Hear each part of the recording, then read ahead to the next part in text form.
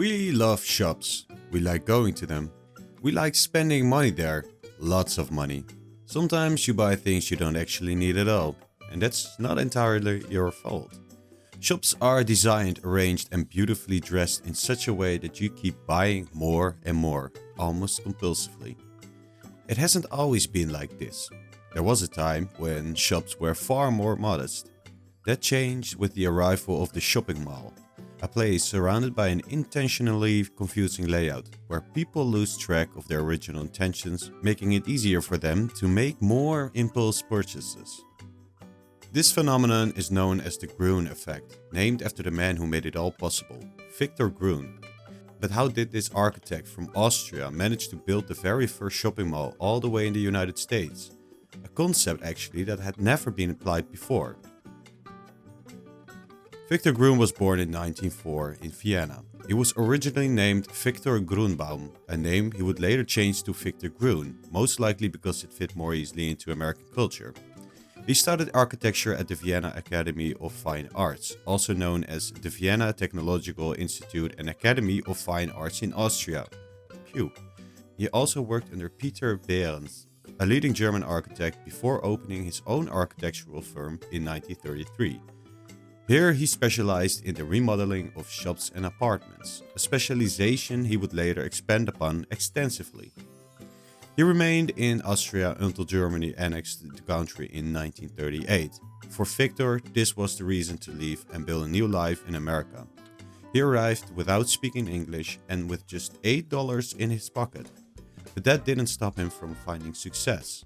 Gruen directly got to work and managed to make a name for himself as a draftsman. He designed the Lederer leather goods boutique on Fifth Avenue, which brought him significant attention and naturally led to more commissions, including Ciro's on Fifth Avenue and 11 branches of the clothing chain Grayson's. At a time when many people had very little money, Gruen managed to do what few designers could: attract customers by making stores so visually appealing from the outside that people felt compelled to go in. And the interior mattered just as much, because the longer customers stayed inside, the more they spent. And while Gruen traveled across the United States designing stores, he began to notice more and more how heavily people relied on cars, especially in the suburbs. This was partly because these neighborhoods were separated from the rest of urban life. They lacked what sociologist Ray Oldenburg would later call a third place. People's first place is their home, their second place is work, but the third place, a place to gather, to go bowling, or to grab a bite to eat, was largely absent in the suburbs. Gruen came up with the idea of giving that to people. His dream of designing a large-scale project started to take clearer shape, even though it would take some time. Gruen already had many ideas about how to make this concept work, but for a long while no one needed to know about them. Until he finally secured a commission from the Dayton Company to design the world's first shopping mall in Minnesota. This massive project also allowed him to address something that had been troubling him for years: the unregulated urban planning of the United States, which he saw as a complete mess, and to eventually transform this into something very beautiful. He wanted to bring his European influence, mainly from Vienna, to the United States. Armed with his Austrian architectural vision, he began to design. Originally, the idea for an enclosed environment came from the fact that the project would be built in Minnesota, a place where it can get extremely cold. With the newly invented air conditioning, a comfortable climate could be created inside the mall, giving people who dislike the cold the perfect opportunity to spend an entire day there. Southdale, as the shopping center would be called, consisted of a two-level structure linked by opposing escalators, featuring a few dozen stores arranged around a shared courtyard, protected from the weather by a roof. And although Gruen was eager to apply his European influence to the project, Southdale is now seen as something distinctly American, the blueprint for the modern shopping mall. What makes it even more tragic is that Gruen's full vision for Southdale was only partially realized. He had imagined a much larger urban center, with residential apartments, schools, parks, office buildings, and beautiful public spaces all connected to the shopping mall. The goal was to get people out of their cars and to encourage them to walk through this environment. But the developers of Southdale had something very different in mind and eventually built only the mall itself. Instead of a vibrant urban space, it ended up surrounded by hundreds of parking lots. Gruen continued designing more shopping malls, and his concept was soon applied all across the United States.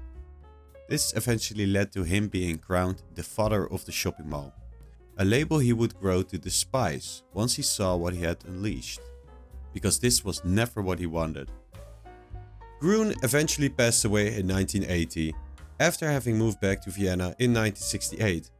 This was most likely tied to the fact that his dreams of eliminating suburban isolation had failed, and that his vision was better suited to a city like Vienna.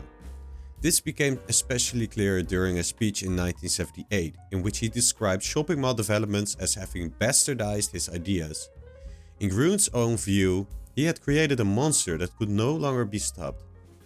His ideas are still very much present in retail today. Although shopping malls themselves are becoming less popular, large stores have adopted many of Gruen's principles to attract as many people as possible and to make them buy as much as possible. Remember the Gruen Effect, where people enter an environment designed so carefully that they almost literally forget what they originally came for, becoming more sensitive to external influences. Take IKEA, for example.